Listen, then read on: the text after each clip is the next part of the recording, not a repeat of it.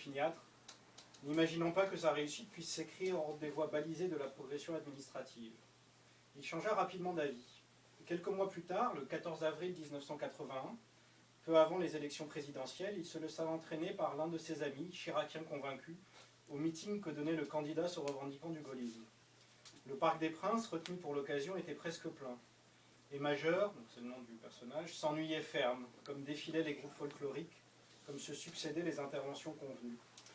Il aurait souhaité que le temps se contracte, que sans quitter sa place dans le grand navire en béton, il soit projeté de 15 jours dans l'avenir pour assister au match que l'équipe de France de football devait livrer dans ce même stade contre la Belgique, et pour lequel il avait acheté son billet.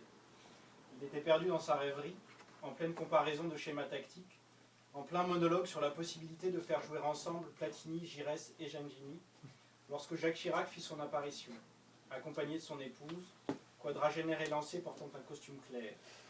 Et Major sentit que quelque chose changeait, que la foule était d'un coup parcourue de frissons, et la voix du maire de Paris s'éleva, forte, assumant le lyrisme des formules, s'installant sans fausse honte dans une emphase ronflante. Major hésitait à sourire, tant les ficelles lui paraissaient grosses et le propos bien creux. Mais autour de lui, l'émotion se propageait, la ferveur devenait manifeste et résonnait de toutes parts des « on va gagner », que Chirac, bras en croix, large sourire illuminant son visage, accueillait avec une assurance messianique. Ça répondait donc à la première partie du quiz sur les joueurs qui étaient cités. Donc il y avait bien Platini, Giresse et Gengini, et l'adversaire c'était la Belgique, pour un match de qualification que nous avons tous oublié, à part les anciens, les vrais anciens qui nous ont vus à l'époque.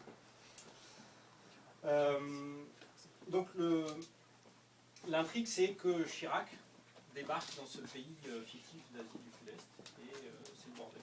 Quand dans une ambassade, vous avez l'annonce d'une visite présidentielle, les choses changent, le travail va subitement augmenter considérablement, et il y a de chastes oreilles parmi nous, je des termes polis, les ennuis commencent.